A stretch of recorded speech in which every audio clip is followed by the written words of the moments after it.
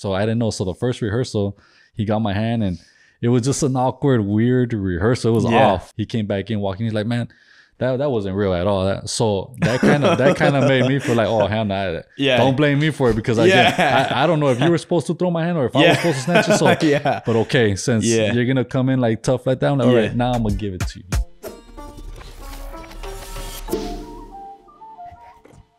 All right.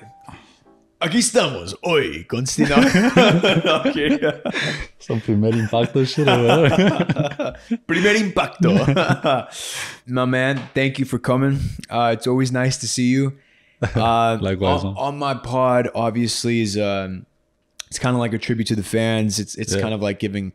They're always asking, "Hey, when's season 5 coming? When's season 5 coming?" Some of them even ask, "When's season 4 coming?" I'm like, "Season 4 is already out." Anyway, you didn't watch it. Yeah, this is sort of like, a big thank you to the fans and sort of like the closure between us as a family, as a cast, seeing each other, talking about memories from the set, all the experiences, all the crazy stuff that we experienced, right? From shooting with the pandemic and all of that stuff. Right. I just want to thank you for coming, man. I appreciate your time a lot. Thanks. I really appreciate it, man. How you feeling? No, good, man. I just want to say thank you for having me, and I'm doing real good, man. I mean, I'm glad you're putting this together for the fans. I mean, that's something that I think the fans would appreciate, very much, especially since they didn't get that season 5 or anything. At least they get something, here, like anything that's brand new. On my blog obviously played a huge part in my life, and I've kind of discussed the process of how it came to my life and the audition process and all of that. But I really want to know what was it like to get the audition for Sad Eyes? Like, how did that happen? When did you have to go into audition? Was it an offer? Like, how did that all happen? So how it happened is, first of all, I was kind of excited because it was Netflix.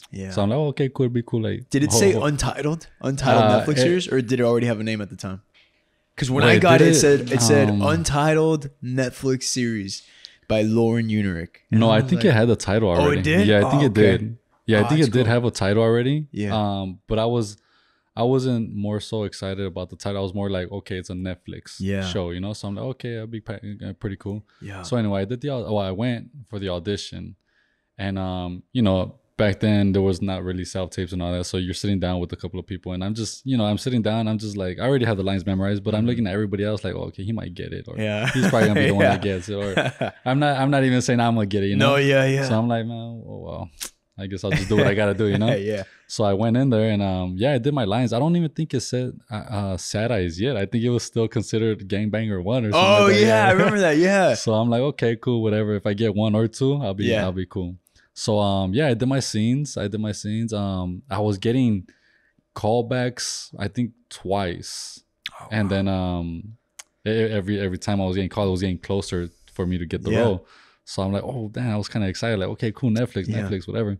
And then the second one I got, I'm like, okay, cool, one more. And then I got the final call that I got it, So I'm like, okay, cool, I'm gonna be on a Netflix show. I mean, I don't know what all my block is, but it sounds some gangster, Again, I didn't even know my name was Sad. I didn't even catch on to the lines when it says tell Spooky Sad Eye sends respects. I didn't even catch that. You thought that it was about somebody else, like Sad Eyes or somebody else. Somebody else. Sad Eye. I'm like, who the hell is Sad Eye? Like, But then come to find out, I'm Sad Eye. Oh, okay, cool. It makes sense now. You know what I mean?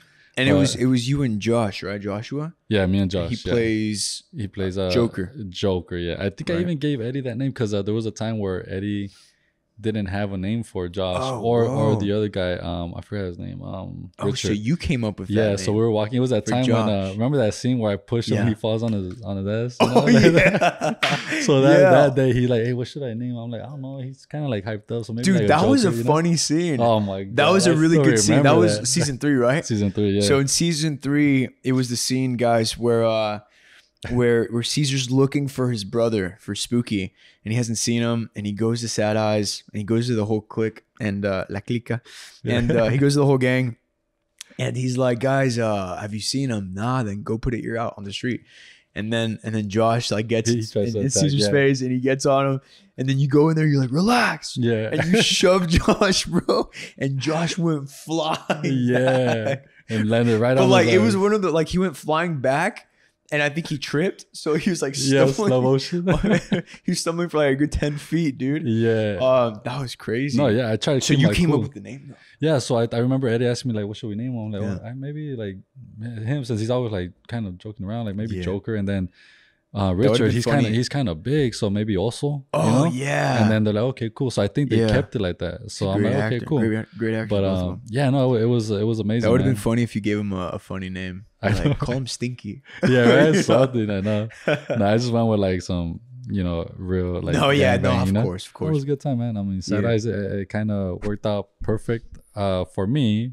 Yeah. Because I've always been told that I always look like I have droopy eyes. Oh, so I'm like, okay, maybe that's probably why I got the role. Maybe because I have sad eyes or something, you know? Yeah, no, it was a beautiful journey, man. I mean, all seasons were beautiful. How'd you get started in the acting? Or where are you from? For everybody who doesn't know, like, I know a little bit about your story, but... Yeah, well, for everybody who doesn't know, I'm from LA. I was born and raised in Boyle Heights. I went to school out there as well. How I got into acting, man, you know what? My parents didn't put me into acting. I've always wanted to be an actor because I would watch like Van Damme movies, Arnold Schwarzenegger's, you know, all those action movies. And I always wanted to like be that one cool guy and shit, you know? Yeah. My parents never put me into acting. I think they put my brother, which he's older, into acting. He was more talkative, more this and that. Okay. I didn't even know you had a brother. Yeah, I have two brothers. But yeah, the oldest one, they put him into acting. Oh, okay. And yeah, I guess it didn't work out for him. But I think that, you know, my parents thought that since he's more talkative, and that, he'd probably be into it.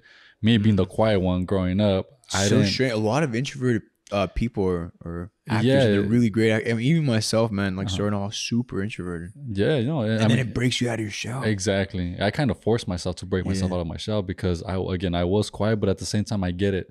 I think I was quiet because I was very observant of what's going on, how people act or how this person acts. And so I kind of used that to my benefit when it came to like auditions and stuff like that, right? So anyway, turning 18, 19, that's when I'm like, okay, I took it upon myself to try to see if I could get into acting somehow, some way. I don't know the right way or the wrong way. So I had a friend that knew a friend that was doing background at first. So again, he introduced me to a casting service, and that's how I got into the background world. And then from there, started building central casting. And then I ended up meeting a homeboy of mine who I had a feature. I guess a feature extra thing with him. So I was with him. He's the one that had the lines, but I was with him as the right hand man, the shooter, whatever. But I said no lines, you know. So anyway, I had a good month with him, and he kind of took me under his wing and introduced me to an old agent that he used to work with. And from there, I just turned my headshot. She started booking me. I booked my first audition, so that might have made a good impression on. Wow. You know? So and then his name's Noel G. I don't know if you know Hector from every movie.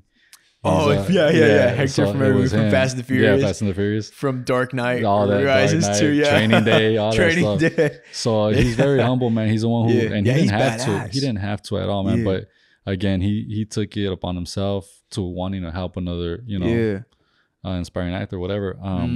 So yeah, I did that, and that was my journey of how I began the acting. I did background first. Met him, introduced me to agent, and then that's how I got my agent.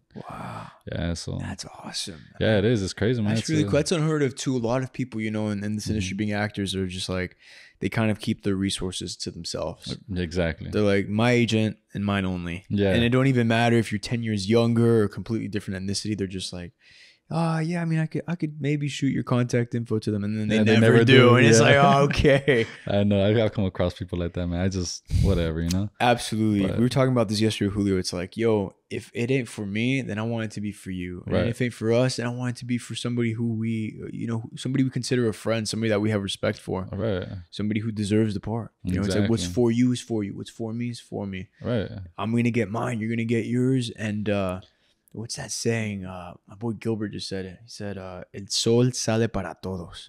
Sun comes out for everyone, you know. Yeah, for sure. And it'd be cool, like, to work with each other as well. You know, like I see that as like, oh, you know, I want to work with you. You know, exactly. But they see as like, oh, I don't want him to take my shine. I'm like, oh, come on, man. Like, it's not even that. I mean, can we just work? Let's work together. Like, exactly. So let's work together and be great. Because I want to be motivated. I want people to be great. I want competition. I love competition. Exactly. Because if there's no competition, then you're just competing against the same old version of yourself. And you just kind of need to see that visually, that bar is getting higher and higher, so it pushes you, you know? Right. Whether it's physical, mental, in work, you need that competition. It's healthy, especially like as a young man. Like we need that competition, because if we're not chasing, if we're not growing, we're getting into trouble. Exactly. And that competition thing that you mentioned, it's exactly how I took it upon, like when I went even on SWAT, you know, going with these actors that have been around for years, for decades, you know, and I'm like, how was that? How'd that happen? The SWAT. So how I got the audition? Yeah. The audition was, okay, so I had the lines memorized already. Okay. So, you know, they gave it to me a week in advance. So I memorized it, but I felt like there was something missing with that role. And I know that there's going to be a lot of actors going in there doing the same thing. And me having it planted in my head already, I'm like, okay, cool. I'm confident with that, you know? But the way the scene goes, like it's me in front of a cop and we have like this face-off type of thing. I gotta show disrespect in a way without getting like crazy, you know what I mean? Yeah. So I'm sure you've seen, you know, guys talking to cops with like, you know, like, okay, whatever. Like they're talking to them, but they're like, yeah, okay, cool. You done or what? Like, you know, shit like that. So anyway, I tore up a piece of paper before I entered the audition room. I rolled it up into like a cigarette. That remember, that's not even in the script. Yeah. So I rolled it up into a cigarette. And then I get there. They ask me, "Are you ready? Any question?" I'm like, "No, I think I'm good." And she's like, "Okay, cool." So we start the scene, you know, and I'm doing the whole little ignoring thing when they're telling me the lines. I'm like, "Okay, cool." And like, "You done? Whatever." And then my last line was, "My family's been on this block since 1969. Like we roll deep." And then I think I say, "We belong here. You don't." So I get the fake cigarette, and I toss it. Well, I flick it to the casting director's face, boom, and I walk away with the same attitude. You know, I walk away and I'm like, shit, you know, and then I turn back around like, I'm sorry. I didn't mean to do that. I just got into like, I just felt like I needed to do that. She's like, oh, did you know you were gonna do that though? You knew you were gonna flick it? I was gonna do that. Yeah, I already had it in my head. I'm like, forget, because I was already at that point. Like, man, I gotta get something. You know what I mean? Yeah. So I did that, and it hit her. Where'd it hit her? Yeah, in the face. You know? Yeah. So she's like, no, don't worry about it. Oh my god, that was so perfect. Like you related the message like in a calm way. That was beautiful. My God, thank you for coming in. Like, you know, they say that thank you for coming in type of thing, and I'm just like, okay, that. And you're like, okay, so, yeah, exactly. And when you get the call, you're like, oh, you meant it. Yeah, exactly. But I felt confident enough leaving the room, doing what I wanted to do without a mess up, without, you know, stuttering, without nothing. I first try, boom, did it, left, and I felt good about it, you know. And that's what it's about, like just bringing the best version of yourself in the work to the table, leaving it there, and just walking away from it. Walking away. You know, a lot of people, they go into the room with like this fear of losing, like, oh, I need to do it right. Oh, what if I, for some reason, like don't give them what they want? It's like, don't focus on that. Right. Serve the story and leave it there on the table, and then just walk away. You did your job. That's already your job. Exactly. If you try to get it right every single time, then you're never going to show them your strengths. You're always going to be trying to be something that you're not. Right. And I mean, obviously acting, right? We're always trying to be something we're not, but you have to bring a sort of truth to it, and and just leave it there. Yeah. But after you got the role and then you ended up on SWAT, I mean, how was that? Yeah. You worked So with like major actors. The next day I got missed phone calls from my agent and then emails, and then I saw it. I'm like, I was excited, but when I called my agent, I tried to play it cool, like, oh, it was, I just woke up, you know. Like, she's like, oh yeah, I don't know what you did, but they want you for the role as Marcos. I'm like, oh, okay, cool, thank you. I hung up. That's when I got excited. Now I'm excited. Hell yeah. So was this before On My Block or after? It was at the same time. I was working on My Block and SWAT at the same time for the same time frame. Like, no way. Yeah, it's been like that. Whoa, that's crazy. Since 2017 or 18. Yeah. So now that's how it's been. Awesome, yeah. Bro. That's awesome. So it's been both of those shows back and forth, you know, back to back. That's cool, because like it's like, all right, OMB shooting. Yeah. And I'm assuming SWAT probably shoots like what in like the winter time ish. Yeah. I mean, it shoots pretty much all year, but my scenes were. You know, in between, like, it was perfect. Oh, that's awesome, it was perfect. Dude. So a lot of actors sometimes they get like the schedules where they kind of like have conflict, and I know that's happened to you know, Julio. It happened to me a few times, but it's always a bummer. I love hearing when it's like it works out perfectly. It's like, oh, beautiful. Hell yeah, it's a beautiful feeling. Yeah, because that's happened to me where I had to let go of like, oh, they're both good, but anyway, it worked out perfectly. But anyway, once being on set.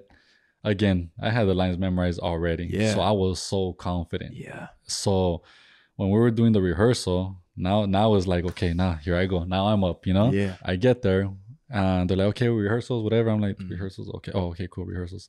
So I want, they put everybody on pause. Like, okay, everybody stop doing what you're doing. Yeah. So then I was like, damn, here we go, Yeah. So we do the scene. I do my scene. I do whatever I had to do, whatever. Yeah. At the end of the rehearsal, the director was like, wow, we should have just shot that. So that made me feel good. I was like, oh, perfect. I want to hear these things. You know what I mean? Of course. So that way they know I ain't playing around.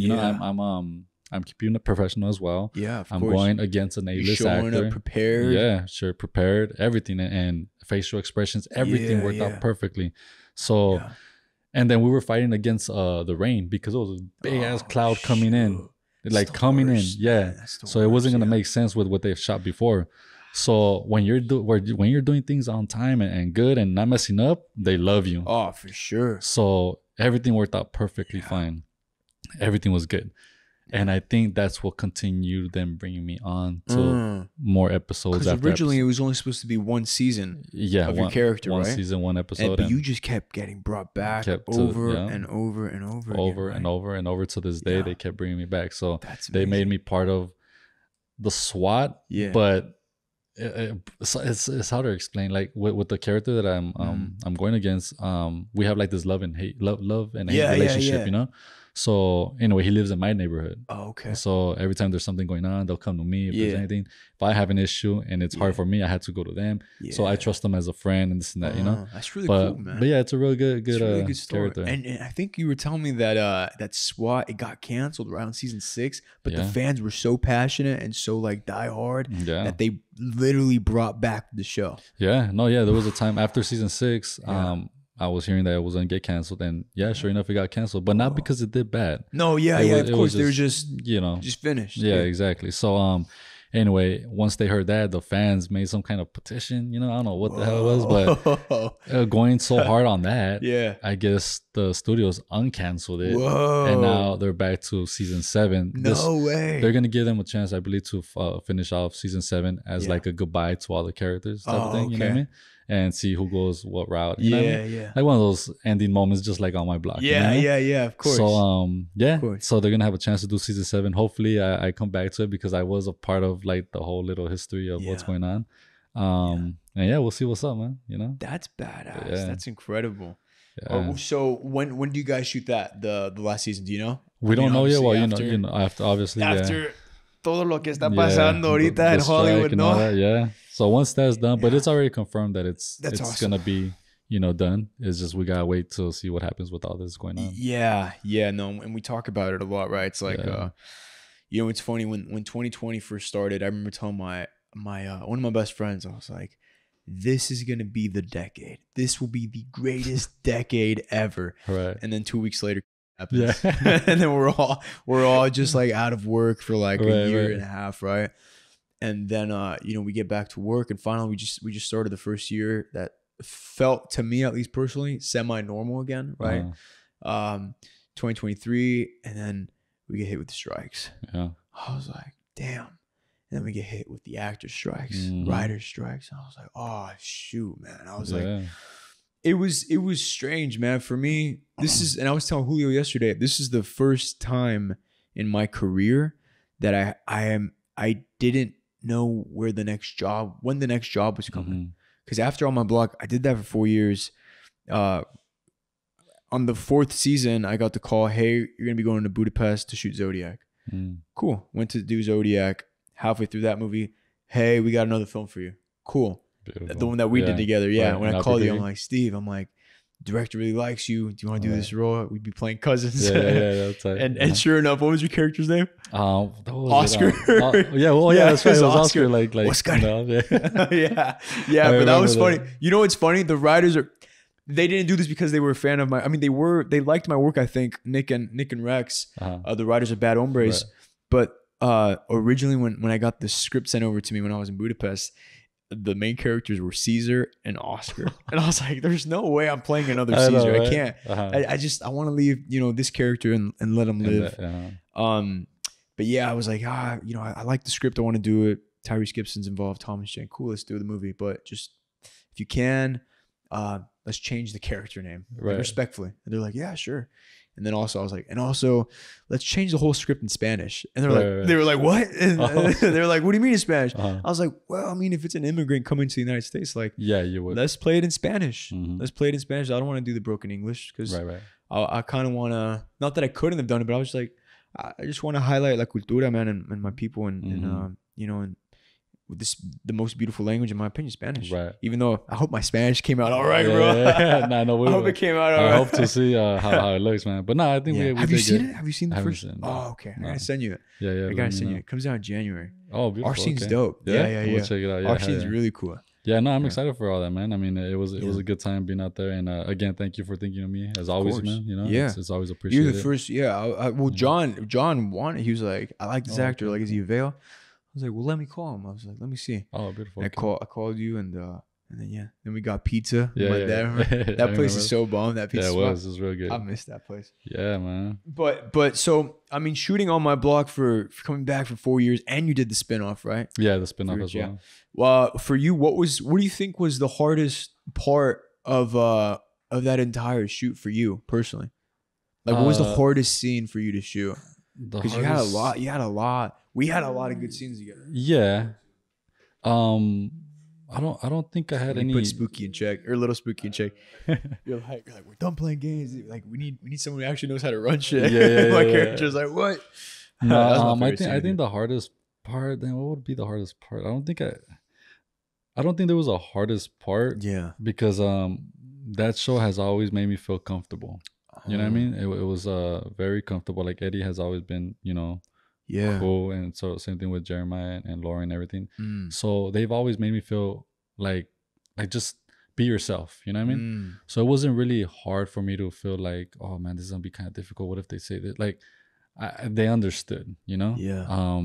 If there was a mess up or not, but something difficult, I don't know. Maybe there was one difficult thing in the beginning, the very first scene, when I come up and grab Ruby. Yeah. Like, I'm like, damn, should I grab him hard or not? Because if you see there's, I'm not sure if it's on the show, but I'm not grabbing him like this. I'm like grabbing him like this. So it almost like I'm pinching him, you know? So I'm like, wait, I don't know if should I grab? Damn, that's kind of hard. So at the time, it's, you know, still, but Jason was like, I mean, I think Logan came out, the X-Men movie came out. So a lot of people were like, that's the kid from Logan. Yeah. So I think too, like, you were like, do I really like grab him, choke him out, or do I like, you know, grab his shirt? So I asked him, I'm like, hey, I mean, I don't know. I don't want to make it look like fake or whatever, but do you mind if I kind of grip on you a little bit? So again, I can't see the front of it, so I can't feel like what I'm grabbing. So when I'm seeing that, I feel like I'm like just kind of like pinching them, you know? Yeah. So I don't know. He's got long skin too. I have a TikTok with him. Yeah. Where he does this like weird thing, like he like goes like that, and his freaking neck like flares out, and the veins come out. I'm like, oh, dude. Yeah, that's crazy. But that was probably like the most hardest part, I guess, you know, to get that. No, for sure. What about what's the funnest thing funnest scene do you think that you can remember? The funnest scene, dang. There's a couple of them. I think the one at the park at the end with us, that was pretty fun. That was so fun. Yeah, that was pretty cool. I remember just laughing so hard. Yeah, man. Because like you're like, relax. And yeah, you like, throw back. That was fun, man. He like tried to catch himself and he's like tripping. It's like a cartoon. Like right. I think that one was fun and funny at the same time because I remember the moment after he fell. Yeah. Now I'm like, shit, I'm gonna laugh. You know, I'm like, oh fuck. I remember that. Yeah. You were like trying to say your lines to me, and I was staring at you, and it was your coverage, and I was like smiling. Yeah, exactly, man. So I know before I turned around, I had to get my cool back because I saw him fall. I'm like, what the fuck? You know what I mean? So I turned around like, oh shit. And I'm still doing my scene, but I think you caught on to it where you started laughing at the end because it was funny, you know? But oh my god. I gotta get him on here, dude.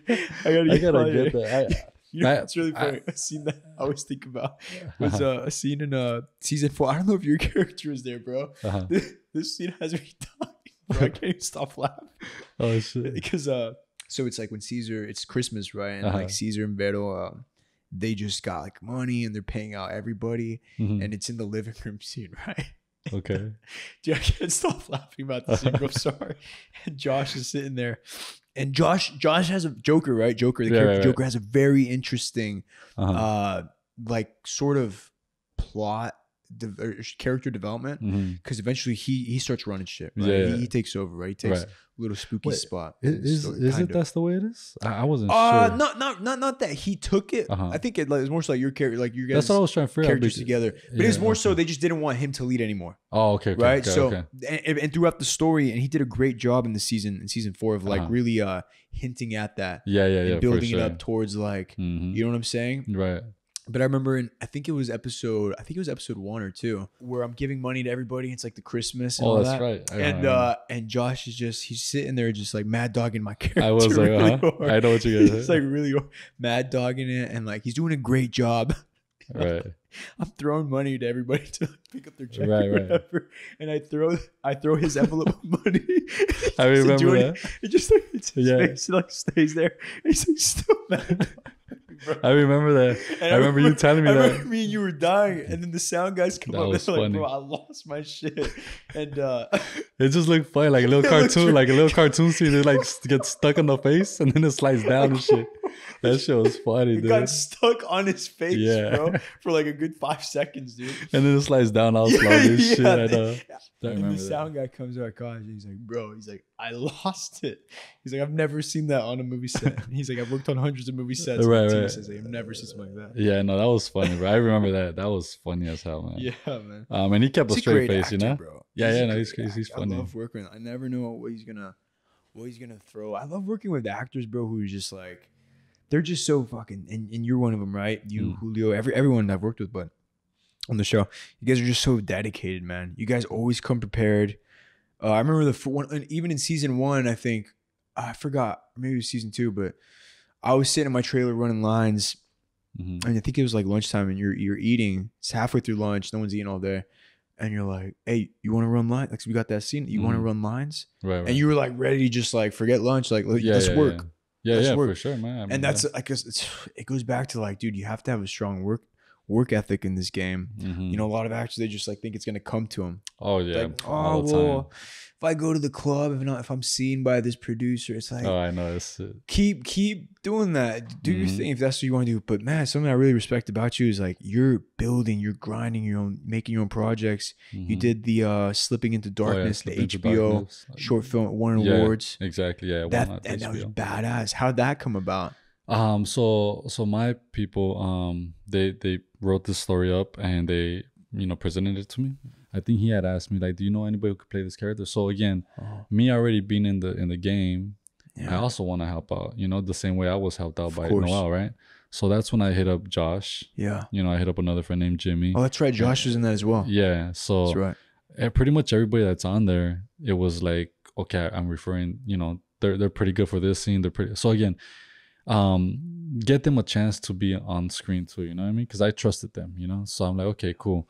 So it all worked out, man. I mean, everything was good. We won the HBO that's thing huge, for like 2 years. Yeah, so a lot of people were paying attention. Are those two brother directors or what? The director is it one director? They're friends. They're friends. Yeah, well, we're all friends. I mean, but they direct. Is it 2 directors or is it one? Or? It's they all give a chance to each other to direct. Oh, okay. It's one of those things, Okay. But yeah, Alex, which is my compadre, he's the godfather to my son.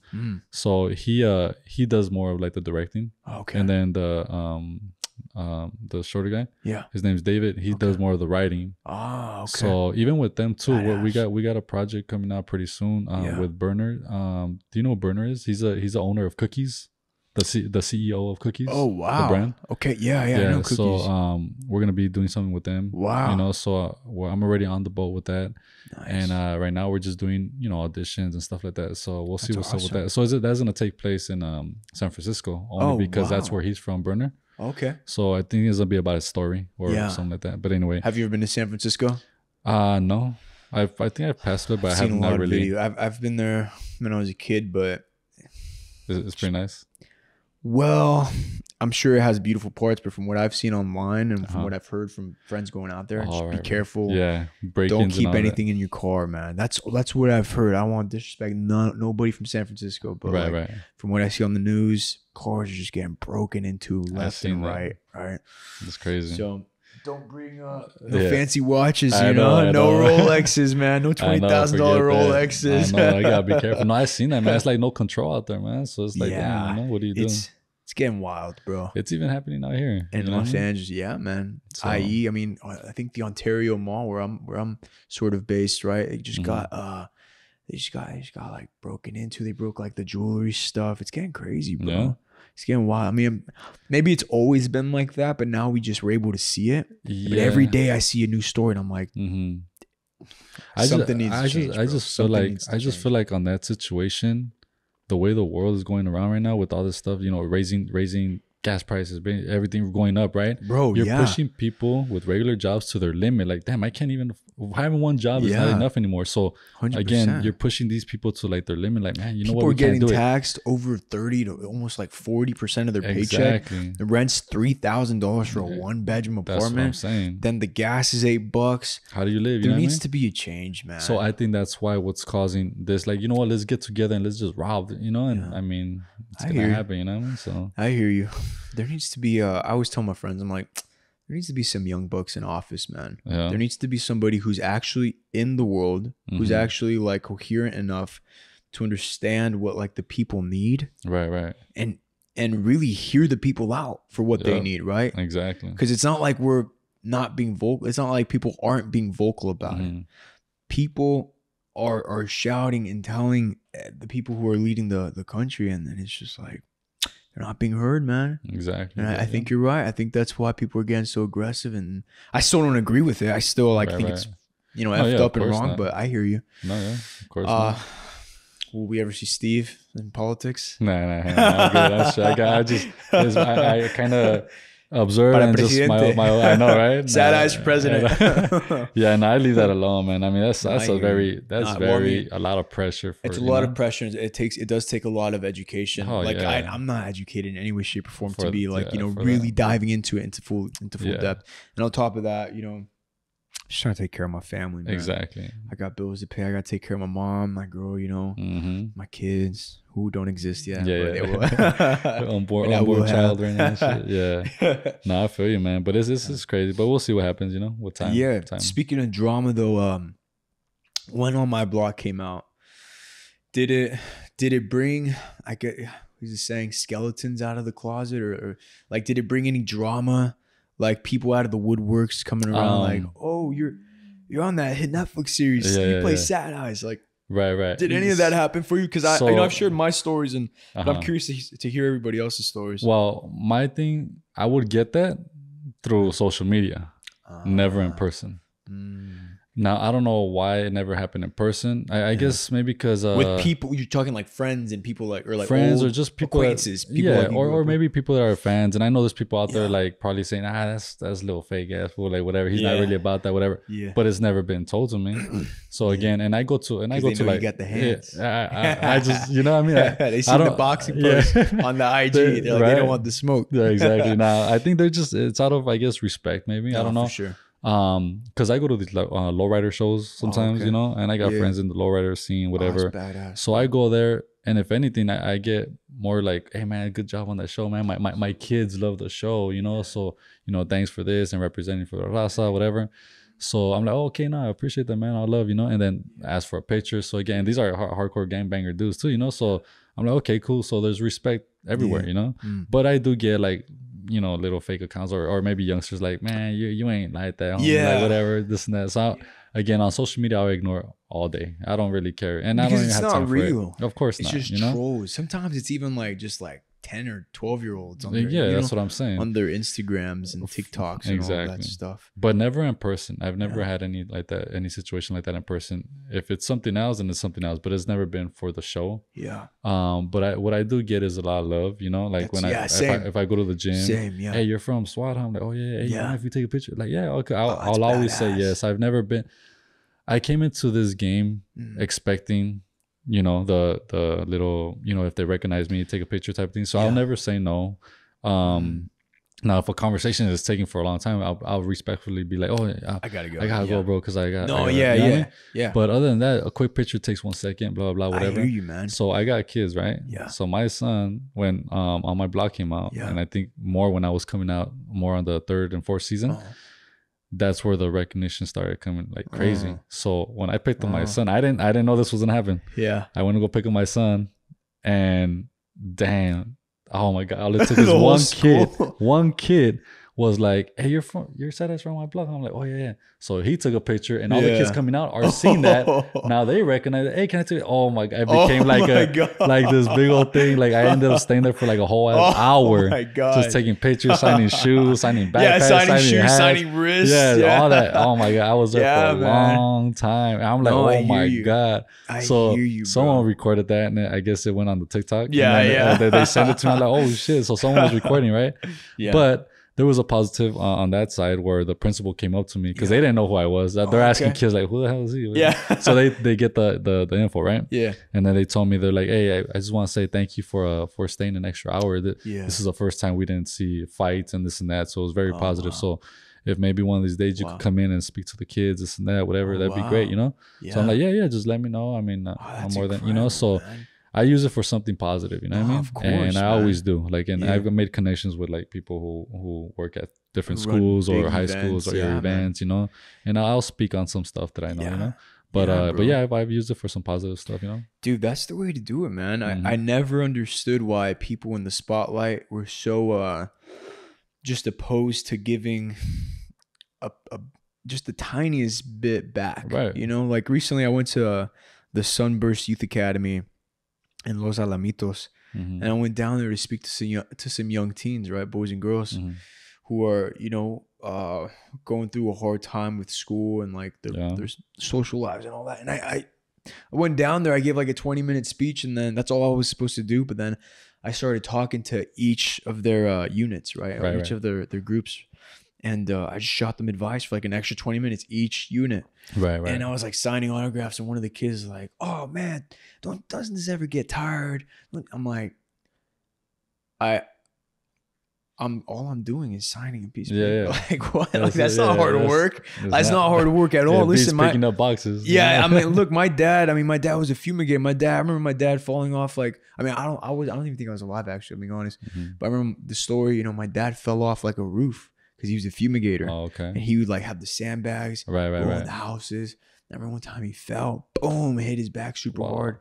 And I remember him saying like, I don't want to do this no more. Like, I want to be the boss. And my mom was like, you can be. So you've already put in the hard work. So that always sticks to me because I'm like, I say words for a living. I move my mouth for a living. You know what I mean? Exactly. Like that's hard work. Not really. I'll do this all day, every day. Right. So I never understood when people get like this crazy ego or this crazy big head where they're just like, no pictures. No, it's like, man, come on. You wouldn't even be on the show. You wouldn't be doing nothing. You wouldn't be anything without the people who support you. Exactly. The people who give you love and the people who you're supposed to represent. Yeah. You know? So that's good. You got that mindset because that's pretty much how I see it too. Yeah. Because man. Without them, you know, you ain't. Yeah. And it's crazy. The big actors though, the ones that are really cool, man, are actually really sweet. Like I bumped into I think you've probably worked with him too, Jon Bernthal. Have you bumped into him? He's the Punisher. Oh, okay. I don't think he's a great guy, man. Yeah? Badass guy. Yeah, I bumped into him at the Unforgivable premiere with I forgot who was in that. But Johnny was in that. He was in that. Oh, right. Okay. And could you look up who's in the Unforgivable? Her name is Sarah. Sandra Bullock. So Sandra Bullock was in that movie. Right. And Jon Bernthal was in it. And I remember seeing him at the premiere, and I was so scared to go up to him. Right. I was so nervous because I was like, it's Fury, Wolf of Wall Street. That's, you know what I mean? So I'm like, let me just go up to him and just say what's up. Like, yeah. And I go up to him, and I'm like, hey, bro, like, how are you? I'm a huge fan, you know? And he gets up out of his chair, shakes my hand. He's like, I really appreciate you, man. What's your name? And we start talking for like a quick second. He was with his people. So I was like, just wanted to say hi, show some respect. Yeah. And he's like, you know, he shot me some advice with acting. And I was like, this is a really cool guy, man. Yeah. Same thing with Brad Pitt. Okay. Bumped into him in Santa Barbara. And I was like, yeah. It's Brad Pitt, right? So I was like, he's going to, you know, he's probably going to be rude or something. Like, I don't know. They say never meet your idols, right? So I was like, I don't want to go up to him. But somebody told me, just go up there. You're already here. You're probably never going to be in the room with him ever again. You know, or maybe, you know, we do a movie, you know, right. World War Z 2. Exactly. I was behind like this big Samoan guy. I was talking to him at the time. I don't know if it was security or whatever, but I just remember tapping him on the shoulder, and I was like, "Hey, Brad, yo, I'm a huge fan, and I love your work, and thank you for everything you've contributed to cinema. And he's like, nice. Thank you so much. Where you from, man? I appreciate that a lot. And I was like, oh, and we chopped it up for like 20 seconds because he was in a hurry. But I remember I was like, Brad, you know, would it be all right if I get a photo with you? And he's like, absolutely. And I get my phone out, bro. And I'm about to take the selfie. And some viejita runs over there and slaps the phone out of my hand, bro. And I was like, why'd you do that? And then his security's like, we got to go, Brad. And he's like, oh, no, I got to take the photo. But they kind of like, you know, he had to go. He was getting hectic. Dang. And yeah, bro, I just remember that old lady, bro, coming out of nowhere, bro. Like, it was so calm. Like, nothing's happening. And she just ran up out of nowhere and like slapped the phone. And I was like, dang, no manches, bro. That's messed up, yeah, man. So bro. You didn't even get the picture. I didn't get the photo, bro. No. Man. That's so I'll have to get it. I'll have to work with him and get that photo, that's man. Because I ain't losing, man. That's messed up that lady did that. I mean, that's uncalled for, you know. Great actor, man. That guy's a great actor. Yeah, no, he's really good. He's really good. Being in this game of acting, and we were talking about it earlier, it's different now. Auditions. Oh yeah. We know what it's like to go into the room, and now we know what it's like to self-tape and all of that stuff. For you, what would you say is better for you? Like, what do you like better? Taping in the room or no? Well, nah. I would like to go the old school route because your presence is present. You know what I mean? And you're able to, you know, introduce yourself, hi, whatever, and they get to see you and a little bit of your personality on tape. They just see your audition and, hi, my name is Steve Villegas, blah, blah, blah, I live in LA. Yeah. That's all they're going to see. Yeah. But they're not going to see like, hey, thanks for having me come. Appreciate you guys. You guys have a good day. Yeah? They don't see that. Like, because that have a good day could mean a lot, you know? Absolutely, yeah. Oh, I like your shoes. It's pretty nice. Flicking the thing on their face. Yeah. I can't even flick somebody on the face anymore. Like, I can't get too creative because it's just not like. I hear you. And I think in person, you'll feel the vibe more. Like, I could get crazy and whatever on camera, but they're gonna just look at the screen like, okay, yeah, like, that's not intimidating, right? Whatever. But in person, best believe I'll throw in some extra stuff. You know what I mean? Yeah. But no, it's in person I would prefer. Now, the only benefit on self tape is that if you mess up once, you do it again and again. Yeah, and again. Exactly right. You have like an infinite amount of takes. Yeah, so that's true. That's the good side on that. For aspiring actors right now, like if you were to restart everything today, like how would you do it?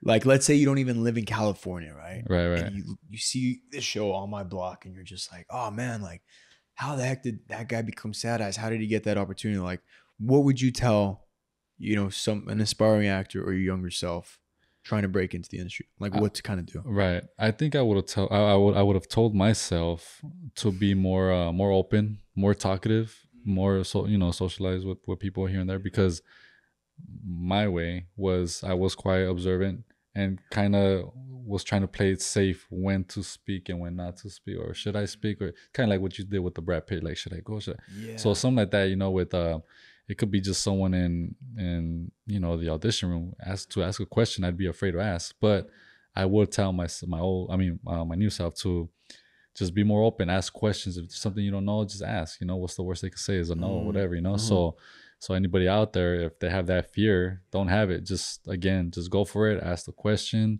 If they say no, then just keep trying. You know, just you might get a yes. You know, you never know. That's half the battle too. Just being able to like understand what the right question even is. Exactly. Because a lot of people, they don't even know what they're asking for. They're just, but as soon as you start asking the right questions, it makes it a lot easier for the right answers to kick in. Right. And then the path kind of unfolds by itself. Yeah, so that's exactly what I would probably do, because again, I was very quiet, and I don't blame my parents not putting me into acting class, because I'm sure like, I used to quiet, I ain't gonna spend money. Whatever. You know, so I'm like, okay, whatever. So again, I was the same way, bro. That's funny, man. Yeah. Why do you think that is that we chose acting? Because I was really introverted, man. Yeah. Especially like in acting class, everybody's a little like big, animated, and very like, hey, how are you? How you doing? And then you do like the improvisation games. You're like, zoom. And it's like, and you're just like that quiet kid. You're like, I know. Zoom. Yeah, you know what I mean? Like, so I never took the acting classes. Oh, okay. I mean, I probably took one or two here and there. Yeah.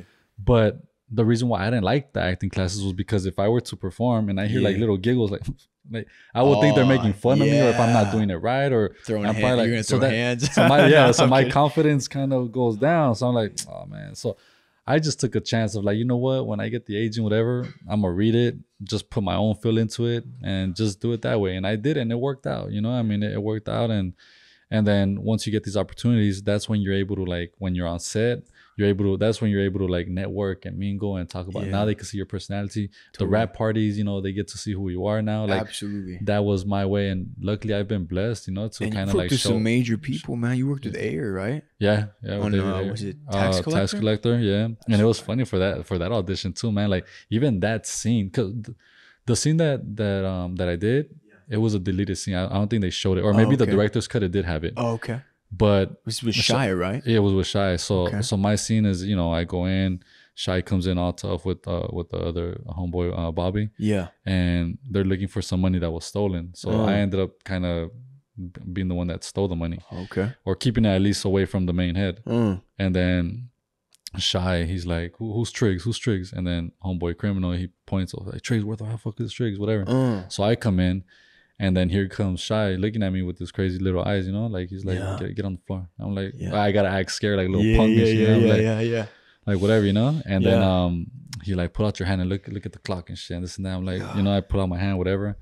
And then he says his bad words, whatever. But then the point is that he breaks my forearm with his knee, like you know, like when you break a stick or something. So he breaks it. So I gotta act like it's breaking, like that moment, you know, like and then God, you know, it breaks. And then boom, he's like, think about that shit. The next time whatever, he drops a quarter. He's like, now pick it up. So I try picking it up. He steps on this hand, which is a good hand. He's like, no, with that hand. So I'm like, so now I'm doing this number, like I added the shaking part because you know if you're of course, I'm just like trying to pick it up, whatever, and I pick it up. I get up. Homeboy slaps me, boom, against the wall. He's like, you better give me a call with that quarter. Use that quarter to give me a call once you get my money. And then he looks at homeboy Criminal.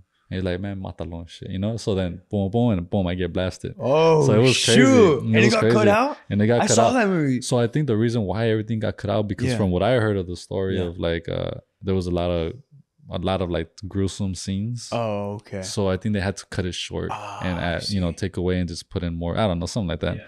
But anyway, it was a good experience. And how I got the audition too, I had to step out my comfort zone and make, you know, painful facial expressions, the shaking, the you know, all that. You know, I had to do all that. Something that I was that I wasn't really comfortable with. But I said, man, fuck it. You know, I'm gonna just do it in front of the casting director again. I did it. Now they brought me in front of David Ayer. Whoa! So I had to do it in front. What was that like, man? Working with Ayer. It was cool, pretty intimidating because when I got called back for the second callback, I went there and we went to like this studio. And it was like in the back room, and it looked like a little set, like a little bar set, like it was set up as a bar.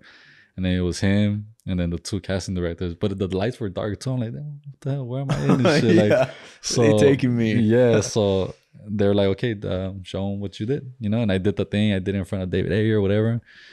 I faked the slap. I went to the wall, boom, and he's like, all right, very calm. He's like, all right, good. Well, you know the process. Yeah. And thanks for coming in.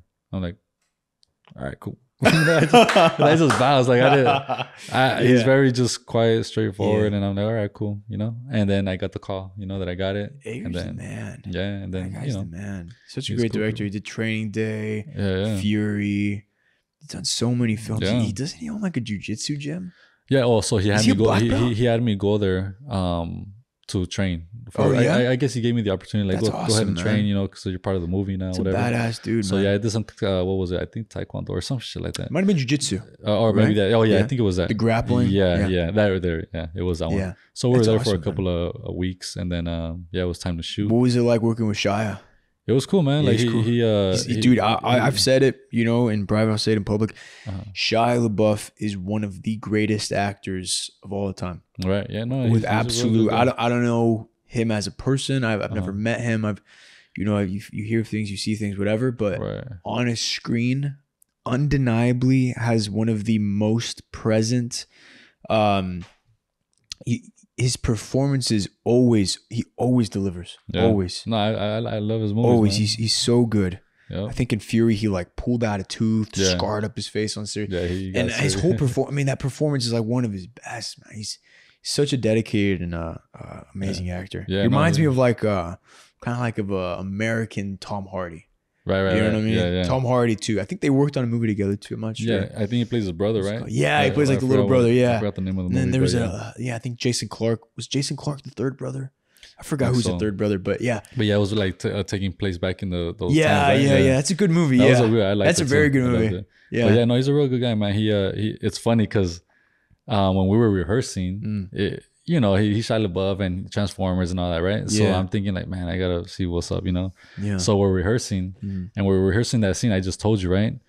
But the first time that we did it, I wasn't sure when I moved my hand or when give me the sign of it broke or were you gonna throw my hand or was I gonna move? So I didn't know. So the first rehearsal, he got my hand and it was just an awkward, weird rehearsal. It was off. You know? So we did the whole scene, whatever. He walked out. He came back in, walking. He's like, man, that wasn't real at all. So that kind of made me feel like, oh hell no, don't blame me for it because I don't know if you were supposed to throw my hand or if I was supposed to snatch it. So but okay, since you're gonna come in like tough like that, I'm like, all right, now I'm gonna give it to you. You know, now I'm gonna move my hand. Now, you're gonna take the initiative. Yeah, now I'm gonna take all this. So 100%. We did the whole thing.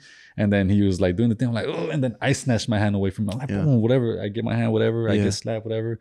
He walks out, and then he comes back in. He's like, hey man, that was good, man. I'm like, yeah, no, man. I wasn't sure who's, you know, whatever. That's So he came in, gave me the props, whatever. Even on set, there was times where I was taking like hits, whatever. Yeah. And he's just like, hey man, you know, like that one dude, what's his name? And then he saw me like, oh man, you real good, man. Like that's dope, man. Like you ain't no punk and shit, because something with David Ayer is that it gets kind of could get physical in the scenes, like on real shit, you know, like it's pretty hardcore, you know. But shit, put me on a David Ayer set, bro. Yeah, I guess it's just crazy physical. Like that. Let's get physical, right? But other than that, I mean, everything was cool, man. Shia Labeouf was cool. Bobby was cool. David Ayer was cool. I mean, it's just once you're in there, a legend, man. You know, I hope to work with him someday. Yeah, man, it'd be crazy. Badass actor or director, actor. Yeah, and that's what it's all about. It's funny you said that because I had a friend telling me like, oh, you got to get into that, you know, CA whatever that, right? Those big agencies. But I'm like, but wait, hold on. Well, let's just say, you know, I were to have blown up on SWAT or on my block, right? With the agent I have now, like who's to say that? Oh, he got there because of CA or what? Like with that agent that I have, you know, we blow up together. So somebody's gonna be like, oh, Steve is with the agent. She must be good. Like it's not about it's about the artist. Exactly. But you know, bringing the same team together up, I think that's what it's about. I don't think it's about the label, like you say, you know. And it's weird because it's always the people who like they're just running their mouth. They don't even know what they're saying, but they're just trying to advise you, and they don't even know if they fully believe it themselves. People be so fast to try to steer your life and the direction it should take. And they truly don't even know what they're saying sometimes. Right. And I think a lot of times, especially for young kids out there, like a lot of times, sometimes, at least in my own life, I remember being young and taking advice from others who truly did not give one shit about me. I mean, they it's not like they hated me, but I would come to them for advice and they'd give me a quick and easy answer. And I would listen to that quick and easy answer. But I wasn't really aware that these people weren't really taking into consideration my life, my dreams, my aspirations, all of this stuff. And when you're young, you just kind of, you don't know who to trust, you know, and you know, especially in this game, man. Have you ever had any like just, you know, shady experiences, people in this industry? Somebody's like crossed your, you know what I mean, like backstabbed you in this or not? Yeah, it's funny because it's not necessarily backstab, but you see their true colors. You know, like for instance, SWAT. I give you a quick little story. There was a time where I had like two homies and shit. So it was three of us, you know, and we would go to like, you know, the beach or just hang out, kick it, whatever. And I think there was something. I think I had asked them for a camera for like some headshots, whatever. I took the pictures, whatever, and I, you know, gave him back the camera. I'm like, oh, thanks, I appreciate you lending me the camera, whatever. So he sent me the photos, and I was like, okay, thanks for sending me the photos. Thank you, I appreciate that, man. And again, thank you. And let's see when we could kick it, whatever. He's like, okay, cool. So then I guess a week later or a month later, he hits me back up. He's like, hey, did you by any chance drop my camera or something like that? Because I'm not able to load it to my computer. I'm not able to send things. I'm like, nah, I didn't drop that, man. But it wasn't broken when I gave it to you because you sent me my photos, which means you were able to upload it to your. Exactly. So everything was working. Like I didn't do anything. I took care of it, man. And he's like, all right, well, it's not working. I'm like, oh, okay, well. Damn, bro, I'm sorry. I mean, you had it for a whole month. It worked the day I gave it to you. Exactly. Yeah, so what are you trying to say? Yeah, you got back to me a month later. So anyway, I think he was trying to come up on me or to get him a new, I don't know. I really don't know. Oh, I see. You know what I mean? It's because after that, he stopped talking to me. So now, but I still kept cool with the other friend. And then when I got SWAT, since I was cool with the other friend, that guy was playing a background SWAT guy on SWAT, one of the other friends. I'm like, hey man, how you been, man? I haven't seen you for a while and this and that, whatever. He's like, oh yeah, I've been good, man. And I asked him about the other homie. I'm like, oh, how's so and so doing? Is he cool? He's like, yeah, I don't know, man. He kind of like, I don't know, he was acting a little different, but I'm like, okay, cool. And then he told me like, yeah, when he saw you on SWAT, he was like, man, what the fuck? That should have been me right there, man. Like, and I'm like, what? Like, instead of being happy for me, like he's gonna be like, man, that should have been me. Like, so he unfollowed me, he blocked me. I'm like, damn, like I didn't even do shit to you. Wild, like, bro. And I considered him a real good friend. You know, I thought he was cool. I mean, based on the way he was, acting with me and stuff like that. But it kind of felt a little like messed up. I'm like, damn, I trusted this fool. I thought maybe he was a cool ass dude. But dude, it's crazy to see people switch up sometimes. Yeah, man. Once they see you, climbing. And bro, like being in this industry, I broke into it when I was 20 years old, right? I'm 25 right now, so I've only been into it like 5 years, right? But I'm just learning so much, and I remember, speaking of friends who switch up on you, I remember being in the car one time. I was driving to LA, and it was this year actually, and I got the call that I was gonna be doing a really big commercial, with Old Spice, and my manager, I don't think he knew that I was with people in the car, and I was taking the car, and it was loud. Yeah. So my manager like gives me the details, where it's gonna shoot, how much it's gonna pay, and that. And in my head, I'm driving, and he says the number, and I'm just like, fuck. I'm like, hey, let me call you back. Like, I'm with my boys right now, and hang up. My friend's like, dude, oh my god, they're gonna pay how much? Oh my god. And I don't know if this is how the story went down, bro, but anyway, some time passes by. We had a mutual friend, and they charged me to I was shooting something. I won't go into details of what I was shooting, but I was shooting something, and we shot it. It was almost done being edited, and that call happened.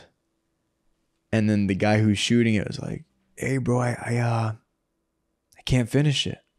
I'm like, what do you mean you can't finish it? He's like, I hit a wall. I can't finish editing this. And I was like, but I sent you the whole script. We shot it. You said you could do it. You gave me the price. I gave you the price. We agreed on a price. What do you mean you can't finish it? He's like, I'm gonna need more money. Dang. And I was like, oh, I know what happened. Yeah. I know what happened. The whispers in the air. I know exactly what happened. And it's a learning process, man. You gotta keep your success sort of not hidden, but you can only really share it with like those who are real, genuine, friends who are like, bro, I want you guys all to win, bigger, better than me. Cause you know what that's gonna do? It's gonna make me hungry, and I'm gonna climb with it. I'm gonna get what's mine. But yeah, bro, it's a learning process, It'd be like your own people sometimes, you know what I mean? And that's something that I really appreciate with Eddie, Jeremiah, and all that stuff, right? I've known them since the time from On My Block, right? Yeah. And then same thing with the people on set for SWAT. I've known them since that time too. But I've known people in my circle for decades, like a couple more years than Eddie and all that from SWAT. And they've done shows and they've done this and they've done that, whatever, but never have considered me being part of like, the growing process of that, you know what I mean? And so, giving your character an actual like character development and arc and all that. Like to work with each other and all that stuff. And it sucks because I'm like, damn, this is what I'm talking about. Like they don't want their shine to go away, because they're kind of like, I feel like they're kind of like, nah, let's not, let me enjoy my shine. Like, I'm not gonna, you know what I mean? Because I'm sure they see what one could do, you know what I mean? And it's all good, you know. I'm very, I appreciate more people like Eddie who saw the talent, who saw the friendship, who saw and continuously just show love, even in, you know, off camera, like, you know, personal things like with my Eddie's mom a or great grandma, guy. They're all great. Eddie's a super. The thing about Eddie, not to say that, no, I don't know. You know, I'm not sure exactly where everyone else's story originated from, as far as like the producers and stuff. But Eddie like really had nothing, worked his way up. Like each step, he's been through each and every step that we're going through. Right. But I remember we got dinner and I just hit him up because I was like, bro, I'm about to make some financial decisions and some investments and moves, and I just I don't know what I'm doing here. Would you mind if we get dinner and you just like kind of like shoot me some advice? And he's like, absolutely. He's like, yeah, let's do it. He's like, I can't do this week, but next week let's lock it in. I was like, hell yeah. Nice. And Eddie's successful, man. He's a very successful guy. He's been around, and it's always cool to see people shoot you helpful advice, like genuinely, you know, because a lot of people, they'll be like, you know, they'll shoot you advice and it's advice that they've never even done or have tried out. And that's when you know they're shooting you like terrible advice.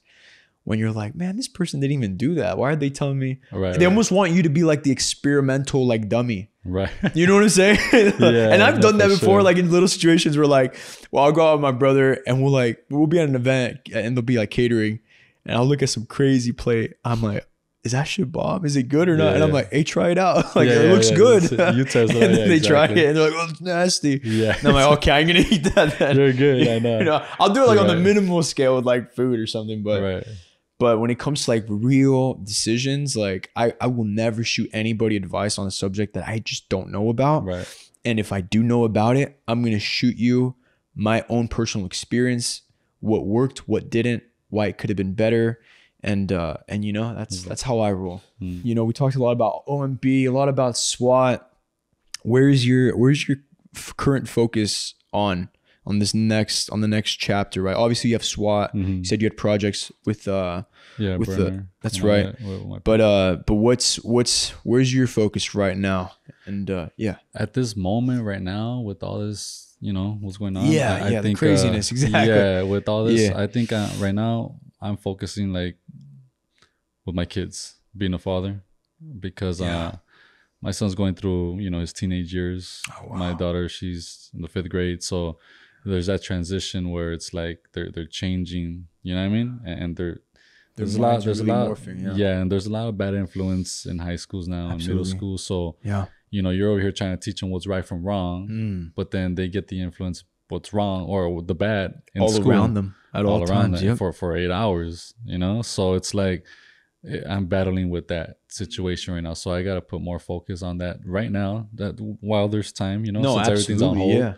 And but and you're doing like endorsement deals too. I saw the C4. Oh yeah, that's badass. That's right. Bro. Even that too. Like I got a deal with C4, and that's awesome, bro. They also have me doing. Yeah, thank you, man. Thanks. Have me do workout videos. See, I know. I see you, bro. I could have done that before. I didn't feel that confidence. I don't know, man.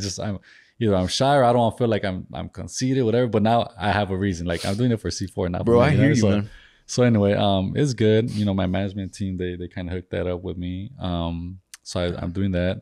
And again, just trying to stay healthy and, you know, stay worked out, you know, so 2024, you know, be ready for whatever's to come. It's a takeover year, man. Exactly. It's a takeover year. Yep. And then, just do that. Focus on that. I guess pretty much just try to perfect, you know, practice from time to time. Of course. The acting stuff. Of course. You know? Staying in shape mentally, physically. Yeah. I do meet and greet sometimes, you know. Yeah, I go out there in Arizona. You gotta come do it with me sometime, bro. Yeah, I'm done. That'd be badass. That'd be cool. Yeah. I've been doing a few for Sangre Mia, and I know. Oh, for real? I got this little girl gave me a picture of me and you. Oh yeah, you saw it, yeah. So she sent me a photo, or she brought it. Yeah, and it was a photo of me and you in season 3. Yeah. So she's like, oh, I want a photo. I'm like, all right, cool, I'll sign it. And then when you go there, you sign. Yeah. So I'm like, okay, cool, boom, boom, give it. And then when you see them, you have them there. You have both of us. We'll have to do it sometime, man. So she was like all happy and this and that. So yeah, no, girl. that'd be real cool. I mean, every time I'm out of state, that's where you get the most love. Sometimes, you know, it's like, damn, okay, cool. Yeah. But yeah, I do it sometimes here as well. But yeah, out there in San Jose, I've done it in Arizona. Yeah. Las Vegas, like. You just get a lot of love out there, you know. No, of course, man. But yeah, the show reached masses. A lot of cool people. Yeah, we've gotten the chance to meet some really cool people. Yeah. Oh yeah, most definitely. And then I mean, sometimes they bring you some stuff like some girl, some little girl. She brought me the gnome. Oh yeah. I'm like, oh, that's pretty cool. Shit, all right, cool. I signed the thing. I should have brought. I've gotten a gnome too. Damn, I should have brought Juanita. Yeah. Oh, con las nalgas para afuera. Yeah. That's tight. Like, that's tight. It's very detailed. They bring a whole bunch of stuff, man. Even like still shots from like the shows or you know projects I've done as well. And but yeah, man, you just start seeing like, because I wasn't gonna do it at first until my homie Noel. He's like, you should do one. I'm like, I don't know, man. I don't know. You know, when I went out there, that's when I saw it. I'm like, oh, all right, cool. I guess I'll continue. It's a good time. Yeah. Yeah, it's cool. It's real good. It's just cool, man. It's cool to interact with. We're human beings, but we need connection. We need to like, it's just nice to see people who are passionate about the projects we do. And and it's also good, bro, because like just stepping out of the comfort zone, like you were saying, that's really big, man. A lot of kids nowadays, they just want to be great right away. Yeah. And it's like, yo, it takes time. It takes time. You have to work your way up, and you're going to look silly starting off. Even with this, right? Like a podcast, I swore I would never do a podcast. Oh. and then all this stuff came, and I was like, I need to stay creative in some way, shape, or form. Let me try it out. We tried it out. We tried a few episodes, not here, and I liked it. And I was like, all right, cool. Let's do it. But you're going to look silly in the beginning. Keep with it, stick with it, commit, have discipline. Before you know it, momentum picks up, you get really good, and then you're in a different spot. And then you can look back and be like, damn, I've gone pretty far. You know what I'm saying? And a lot of young kids, they need that. They need that dedication. Yeah, because we're living in the quick era. Everything's yup. I mean, even in just like Amazon, I want this now. Right, you know, oh, Netflix has the whole show. I want to watch it now. Yeah, and it's funny. Oh, you can speed it up now. Oh, I can watch it twice the speed. Cool. Exactly. You know, it's like, damn. It's funny because I try to keep it old school, man. Like I know there's a whole bunch of apps for everything, for like Uber Eats and McDonald's apps, whatever, where they bring it to you. I'm kind of like, I'm gonna get my ass up and go get it myself. You know, I don't want to feel like lazy, man. Have you seen that movie WALL-E? Yeah, that's so funny. Mark DeCascos was just talking about that movie. It's just pretty much how it's going. What's happening now? You know what I mean? Like, you know, before you know it, it's gonna end up like that, where you don't even know how to walk now. Yeah. You know what I mean? Like, that's crazy. That's so funny. He's talking about the walking stuff. Yeah, we had a guest on here yesterday. He was literally saying the exact same thing. Oh wow. He's like, he's like, I have to walk places. He's like, 'cause I can't stand it.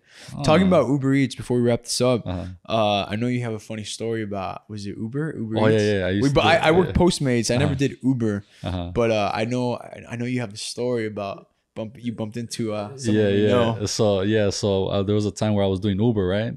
And I happened to pick up somebody at you know, wherever they're heading to. They were heading, I think, to Calabasas or something. So I pick up the rider, and then as I'm driving, I hear him on the phone conversation speaking with a homeboy or some parent or whatever it was.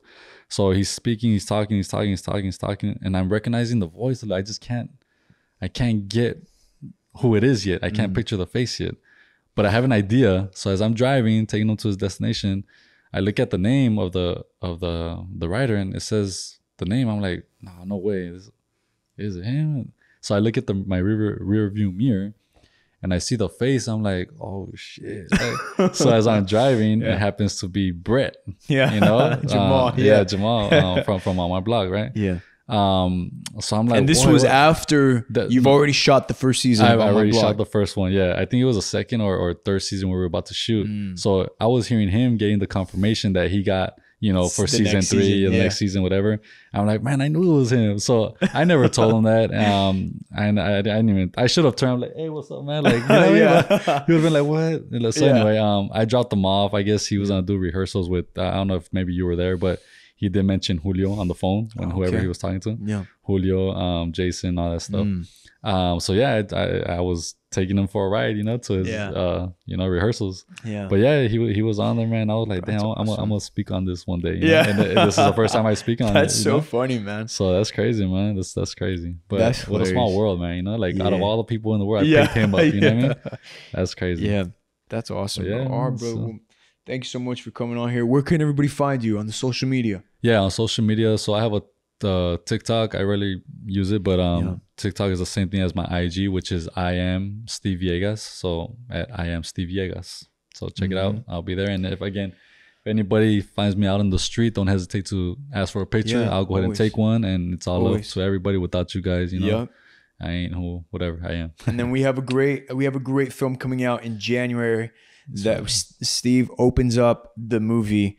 The movie stars Tyrese Gibson, Hemke Madera, Thomas Jane, Luke Hemsworth, Nick Cassavetes, and so many others, including yours truly. It's called Bad Hombres. It's in theaters in January, I believe, of 2024. Make sure to check it out. He plays my primo and a badass dude, badass actor. And thank you, bro. No, thank you for having me again. Once again, man. Thank you. Huh? All right. Cool.